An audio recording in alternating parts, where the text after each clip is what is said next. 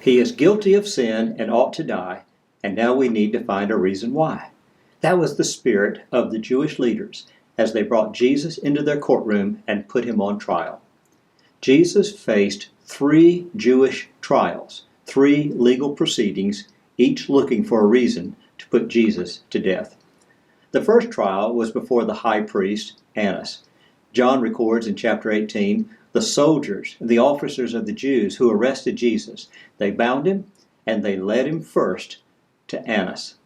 Now John's the only one who tells this story because nothing significant happened in trial number 1 before the high priest Annas. The problem is, he's the former high priest. Still respected by the Jews, a lot of influence, but no real authority. The Romans had removed him from his post, put someone else in his place. That's probably why Jesus refused to testify when questioned by the high priest Annas. Then there's no point in talking to him. He can't do anything anyway. In fact, when Jesus did give him a response, he said, I have spoken publicly all the time among the people, even in your own temple. If you want to know what it is I say, why don't you call in witnesses? They'll tell you what I've said. Now, Annas was trying to act beyond his actual authority. What he's hoping for is that he can induce Jesus to say something that would be incriminating, something he could use as he takes Jesus to the official Jewish court and says, I have found a case against Jesus of Nazareth. But he struck out, couldn't find a thing. So we're told that Annas sent Jesus bound to Caiaphas, the high priest, and now we get to the real high priest. Now, Matthew, Mark, and Luke tell us this story because now we're getting to the second trial of Jesus, and the second trial actually has some teeth to it. Here's a man who has authority. Now, what Caiaphas will be doing is he'll be holding a preliminary hearing while the Sanhedrin, the official council of the Jewish leaders, while the Sanhedrin is assembling. See, this is during the middle of the night. People are supposed to be in their beds. And so as Jesus is brought in for a trial, word has to go to all the homes of the different members of the Sanhedrin Council. Wake them up, get them dressed, and tell them to rush to the courtroom so they can then issue a verdict against Jesus. Now, while they're being summoned and assembled, Caiaphas will ask questions. He's looking for the charge that can be used to put Jesus to death. Now, he is the current high priest put there by the Romans. He is the son-in-law of the old high priest Annas. And so it stayed somewhat within the family, but the authority has shifted to this high priest. Now we know from the very beginning, as the Gospels tell us the story, it was a rigged courtroom. Predetermined outcome. We're told in Matthew's account, chapter 26, that the chief priests and the council tried to obtain false testimony against Jesus so that they might put him to death. They already knew what they wanted to accomplish. Now they had to find the means to do it. They brought in many witnesses. Problem is, they couldn't get the witnesses to provide for them the testimony and evidence they needed to convict Jesus and put him to death.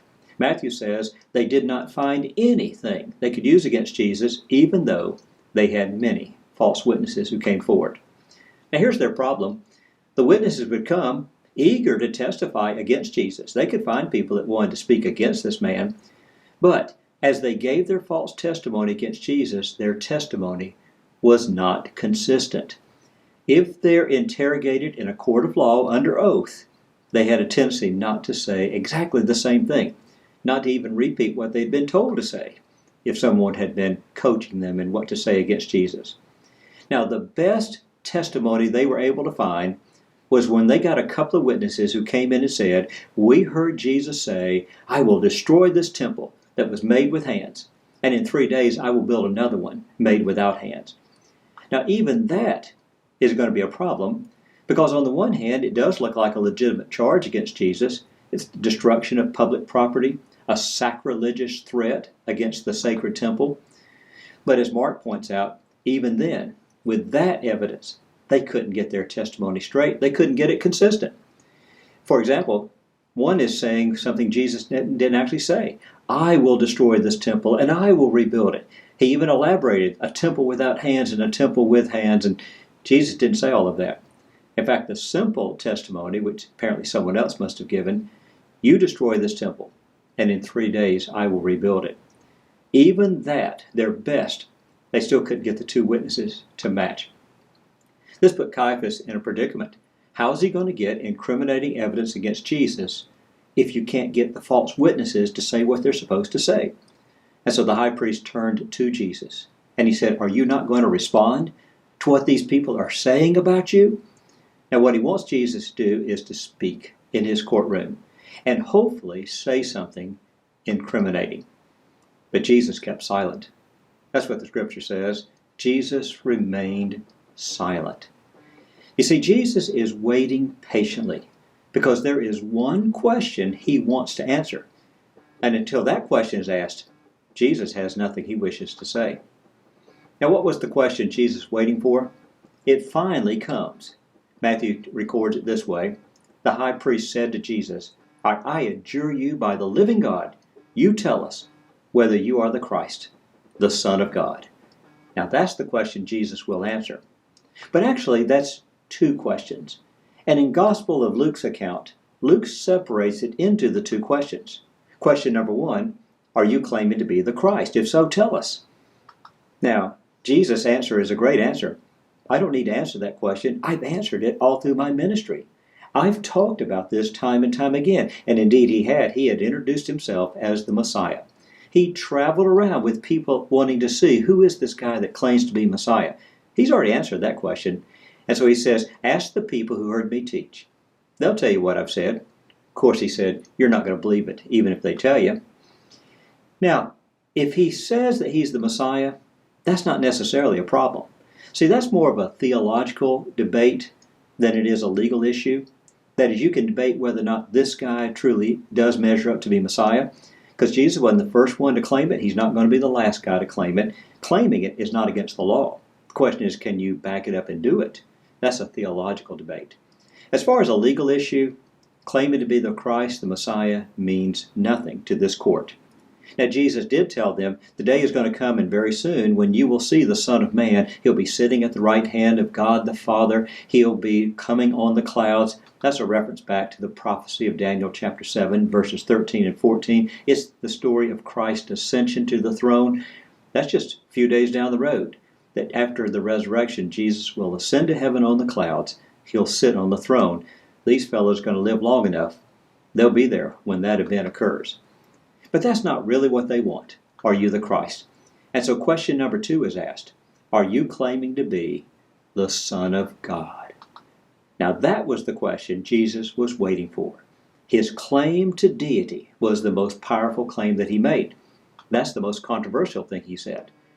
Jesus said in response, yes, you have said it yourself. Now sometimes when you read that you have said it, you might think he's just shifting away. He's not actually answering the question. He's saying, well, that's what you say. Oh, no. This is a colloquial expression. Yes, indeed, it's just as you say. Jesus answered in a strong affirmative. Yes, I claim to be the Son of God. Now at this point, the high priest tore his robes and yelled out, he has blasphemed. He's committed blasphemy. Now you know what blasphemy is, right? Blasphemy is where you put yourself on an equal standing with God. God should be exalted above all creation. We bring him down to our level or put ourselves up on his level. That was the sin of blasphemy.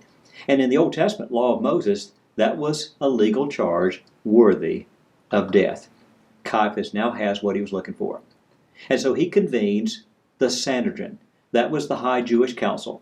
It was composed of the chief priests, the elders, the scribes, and they are ready now to put Jesus under an official indictment and bring a verdict. The official indictment, Caiaphas said it this way. What further need do we have of witnesses? Behold, you have heard the blasphemy with your own ears. And then he called for a verdict. So what do you think? And they answered, he deserves death. Well, that's exactly what Caiaphas wanted. It's what the Jewish leaders wanted. And why does Jesus deserve death in their minds? Because he claimed to be the Son of God. Now, if I think about that, it is wrong for a creature to claim to be on the level of God. And if you believe that Jesus was only a man, and that's all he was, and you could call him a good man and a great teacher and a humanitarian and a compassion and all that, but if he was a man and he claimed to be the Son of God, then he was wrong. He committed blasphemy. But on the other hand, if Jesus is the Son of God incarnate, the Son of God who left his throne and came to this earth to live among us as a man, to die on the cross for our salvation, rise for the grave for our hope of life everlasting, return to the throne of heaven, if that's what you believe in Jesus, then there's no blasphemy when he says, I am the Son of God. He's just stating the truth. I hope every one of you share with me the conviction that we often express in what we call the Good Confession, that Jesus is the Christ, and more than that, he is the Son of the living God.